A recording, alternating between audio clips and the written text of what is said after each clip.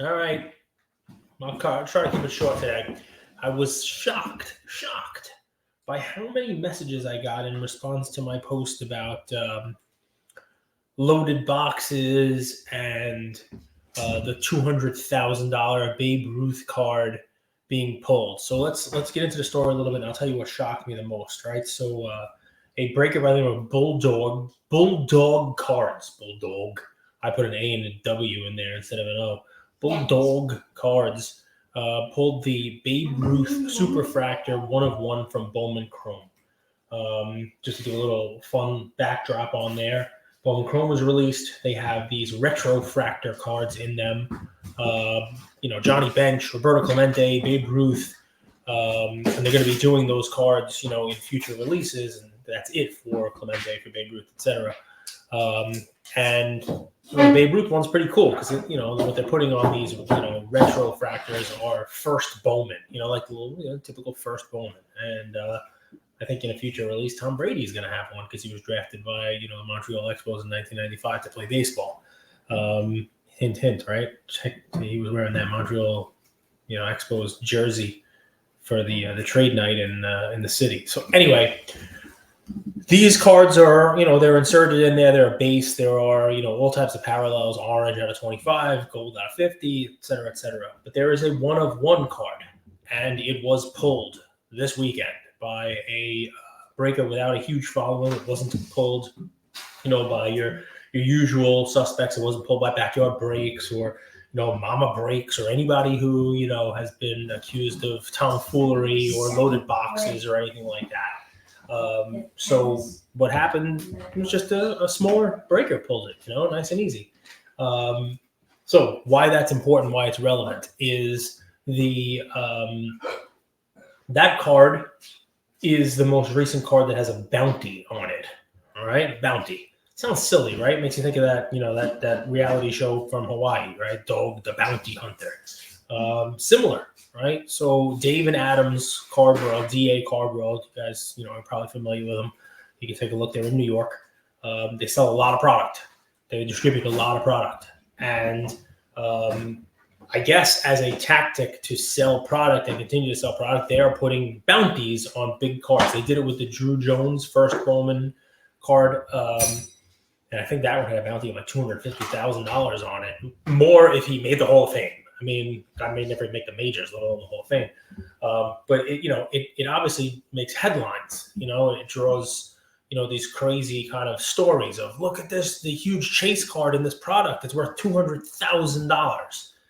I've talked about this a bunch of times about how I think this is kind of the future. I think breaking is where we're headed, and how, you're going to have bounties kind of a little more, mix this $200,000 jackpot type of bounty, sort of like the Powerball, being $1 billion, this $200,000. Mix that with the MVP buybacks, the Shoheis and the Judges that were $20 and $40 and you name it, the whole deal. And I think that's going to be breaking in the future. You're going to be able to know what you're going to get. Anyway, this high level bounty that David Adams has put on the card is a $200,000 Bowman Chrome Retrofractor 1 of 1 Babe Ruth, and it was pulled. And I posted about it. I posted, with a little subtext of, hey, where's everybody complaining about loaded boxes going to influencers now when a smaller breaker, yes, a breaker who was still breaking on camera, not, a retail buyer who picked up a box from somewhere, but still a much smaller breaker, someone who's, I don't think ever pulled a card like this before. People know who he is, but smaller breaker hits this card. So I posted about it. Only C-Bluzz, kind of did a video on it, and good for him. But, obviously he's got his own interests, right? Because they're a huge breaker. The Bluzz organization there breaks more, especially baseball, probably than anybody. But what's amazing about it is in response to the post, I got so many messages like, wouldn't you rather buy 10 33 Ruths instead of this one card from 2023, 90 years later? Like, I can spend $200,000 so many other ways. Like, I'd much rather have this. And I got a lot of messages like, do you think that card's really worth $200,000? Do you think it's really worth $200,000? Is that really a $200,000 card, Gage? Like, if I gave you $200,000, is that what you would buy? The answer is clearly no. and it kind of misses the point of the bounty. The bounty is set higher than people should be paying for this card, because the goal of it is that this company, David Adams, they want to sell the boxes. They want people to buy it, chasing this, sort of like buyback. It's sort of like, the Willy Wonka golden ticket premise, right? And when the Wonka ticket, was announced, I know this is a movie, but, go with me here. Candy bars sold out everywhere. You couldn't find them on the shelves anymore, right? And if you could find them, it was at a jacked up price. That's what a bounty does. That's what a chase like that does. And I think that's, I think we're seeing a lot more of it. But it wasn't like somebody saying, hey, if someone pulls this, I'm a collector, I need to own this Babe Ruth 1/1 for $200,000. That's definitely not it. It's almost like, a publicity spend. It's almost like a PR spend. And maybe they get the card and they sell it. I would be very, very hesitant to expect it to fetch on the open market anywhere near that price. But that's not the point. They're not trying to fetch $200,000 for it. They're not trying to buy it for $200,000 with the thought that they're going to be able to sell it for $250,000. It's PR. It's marketing. And I guess the follow-up to that, right, becomes, well, what does that do for cards in general, right? I mean, is it misleading? Is it misleading about the product? Are there people who just want to buy the product and, for the Bowman prospects, and they weren't able to buy it for a decent price because of this, retrofractor craziness, because of these bounties? Does the price completely collapse now that chase is gone? Probably not. I mean, there's other interesting things going on. See 95 1/1s that are really 1/2s, and the buyback issue that we've discussed in detail here. It's just, I felt like I needed to spend some time discussing it, because there's a difference between a company putting a bounty price on a card and what a card is actually worth in the open market, what the market value of that card is.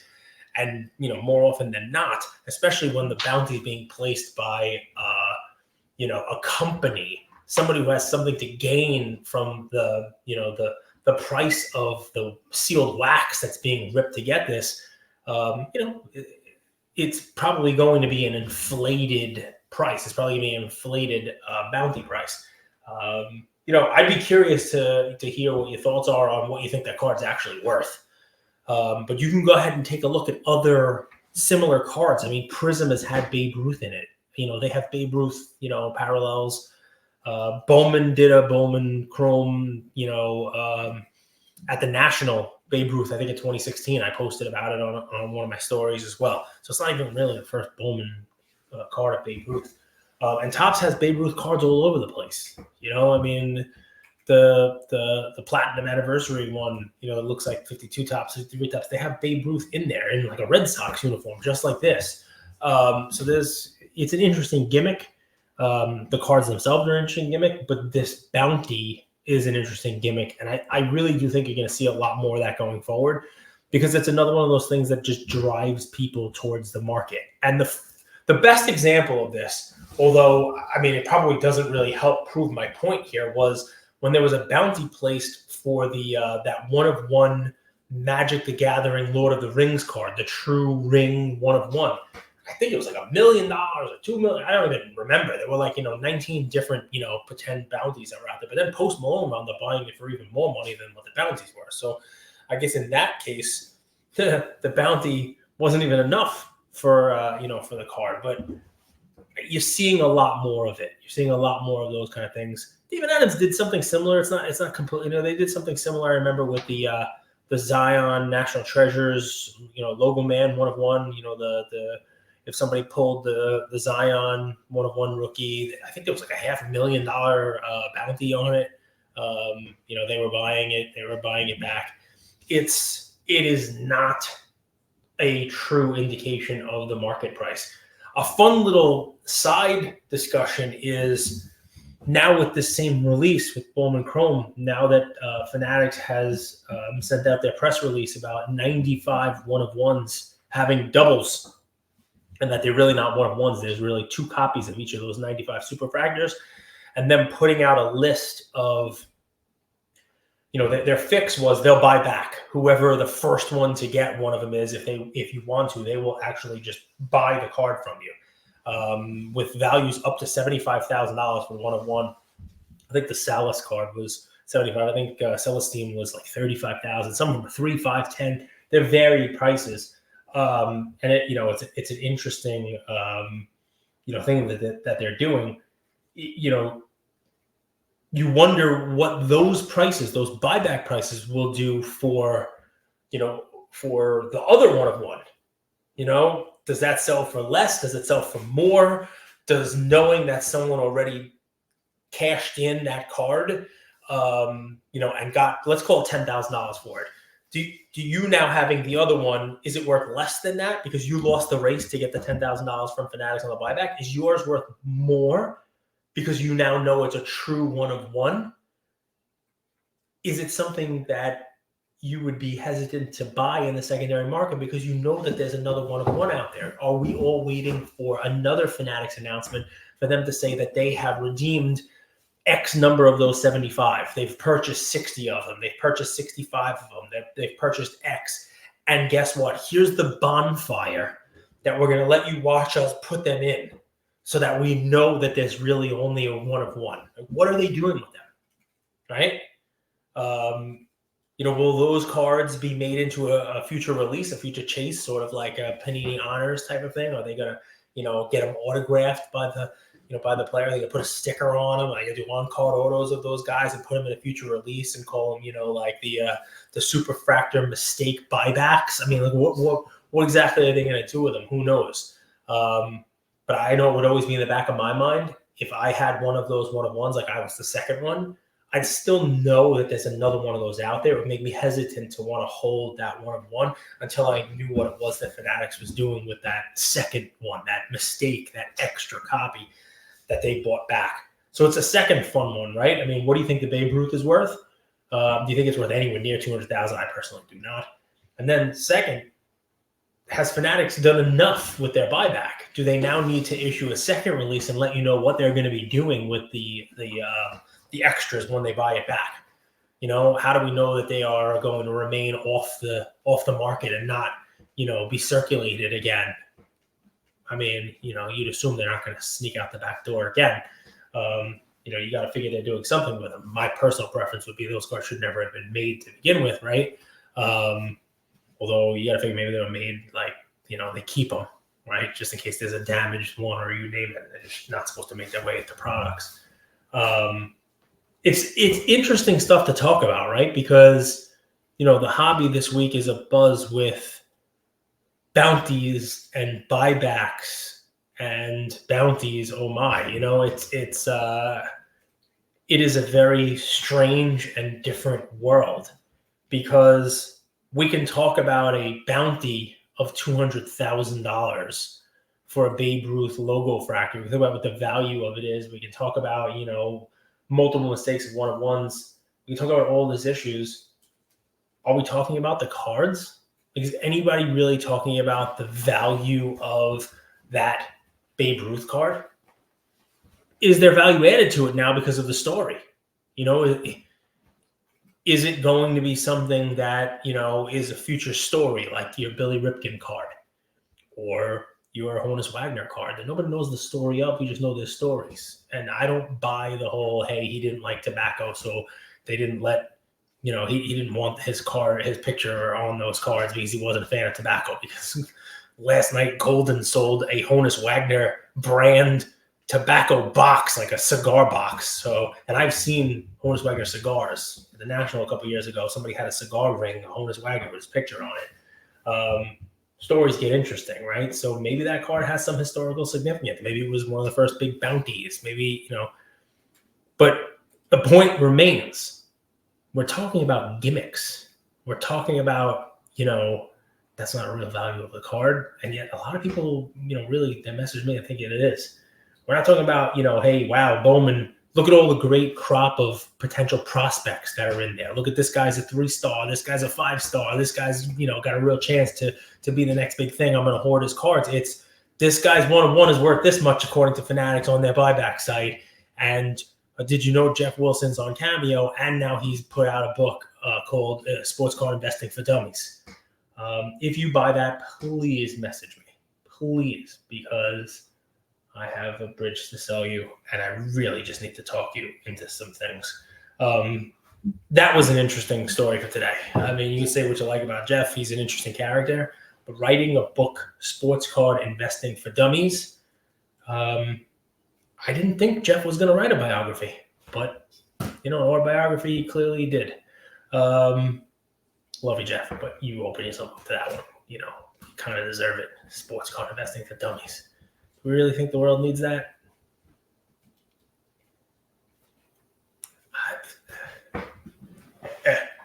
Anyway, listen, I'll try to keep it short. I've noticed you guys enjoy the shorter videos. I got some messages, keep them under 25 minutes. Even the 20-minute ones are good. It was just what I wanted to talk about today because really over the weekend, a lot of messages about that $200,000. And really so many people, really think the card value is $200,000. And that's just not the case. It's just a fake number. They could have said $500,000. They'll pay it. I'm sure that the person who pulled this card is probably, over the moon that they can get $200,000 for it. And I'm sure David Adams is good for it. I'm sure they're going to pay it. If they put a bounty out there, they're a reputable company. I've purchased from them myself. They have me on their podcast at the National. So I'm sure it's going to be, something that's purchased. But once that card is bought for the $200,000, I'll bet you if it went on the open market, it would sell for significantly less than that. I'm curious what you have to say about that. And give you my fantasy recap. Man, I may be doing my son a tremendous service. He may never play fantasy again because after today, unless DK Metcalf scores 11 touchdowns tonight, we will start the season off 0-4 in our league. We had the good fortune this week of playing against a running back combo of Montgomery and McCaffrey, scoring 82 and change points between them. Yeah, 34 and 40, so I don't even know, 48 and 34. Just an impossible task to go up against a team that has both of those guys. Didn't make a difference what else they had. We had Alvin Kamara had a good week for us his first week back. Hurts had a nice week. We had a team that's actually put up some points, but it didn't make a difference. And we go to 0-4. Unless we rip off, 9-10 wins in a row here, it's a lost season. But in the fantasy league, I pulled up another one, I think. I don't want to speak too soon. Daniel Jones may score 100 touchdowns tonight, but I have a 99% chance to win is what the odds say on this one. And that'll move me to 3-1, probably still maintaining at least a share of first place in the hobby league. So I'll keep you posted on that. And nobody cares about other fantasy stuff, but it is relevant because young quarterbacks. We'll talk about a topsy-turvy week. I'll end with this, right? Desmond Ridder, after week 2, I hope you got rid of all of them. Sam Howell, I talked about it after week 2. He's got some weapons. I mean, Kid Robinson, the running back, he runs hard, right? He's got McLaurin. He's got some legitimate weapons, and that defense is going to keep them in games. He's got a really good defense, great defensive front, just a great secondary. They're not going to ask them to do so much. I watched that game. They gave the Eagles all they can handle. I posted about that. Doesn't mean I'm buying Sam Howell cards. Doesn't mean I'm telling you got to dump his cards. I don't think that team is that good. I think you'll probably be able to buy his cards cheaper as each week progresses, because now instead of being 2-0, he's 2-2, and we'll see that continue out for the season, I'm sure. Look at Kenny Pickett got a little dinged up. That's never a good thing. Mac Jones looked awful. I wouldn't be surprised if we saw Belichick go in a different direction soon. I mean, he gave his team no chance. Even when you thought it might be close, he just threw some really bad pick sixes. I think he had 2 pick sixes in that game. I was watching that game. He did not look good. And on the other side of the coin, I'm going to tell you, if you watched the Sunday night game, Mahomes didn't look good. Mahomes it's not a quarterback versus quarterback. It's a team game. But Mahomes was outplayed by Zach Wilson. Yes, I just uttered that sentence. Wilson had more touchdowns. He had more completions. He had more yards. He had less interceptions. He was also making very good throws. Now they've dumbed the offense down a little bit, but he has progressed week over week since they thrust him into this spotlight that he was not expecting to be in with Aaron Rodgers coming in. And he gave him a chance to win last night. It was 23-20, and you remember what everybody said coming into this. That was a Super Bowl team because their defense is great. They just needed a quarterback. They had to get rid of Zach Wilson because their defense was so good that you add Aaron Rodgers to it, and that defense is going to get you to the Super Bowl. Well, guess what? It was 23-20, and the defense took over, and they couldn't get the ball back for their offense. They let Kansas City march down the field on them and use up all the clock. Zach Wilson wasn't out there playing safety. And again, I'm not telling you to buy Zach Wilson cards, not at all. He definitely looked better, and that's what you look for if you're a Jet fan. If you're somebody who took a flyer on his cards when they were pennies, he looked like there might be something there. So that was an interesting watch this week. Also, Trevor Lawrence, big win. The numbers aren't there. Josh Allen looked pretty damn dominant. I don't like his game. I don't know that he stays healthy and able to do this for that long. The one that scares me the most, Joe Burrow, he's got to be hurt. He's got to still be hurt because he just looks way off. He does not look right. And maybe if he's still hurt, maybe they're going to shut him down for a little while and, worry about his future because he just doesn't look anything like himself out there. Anyway, fun football season, 4 weeks in. I hope you guys enjoyed this. Don't go spending $200,000 on any gimmick cards because that's what the bounty is. I don't think that's a real price, but I'm curious to hear what you have to say. Talk to you guys soon.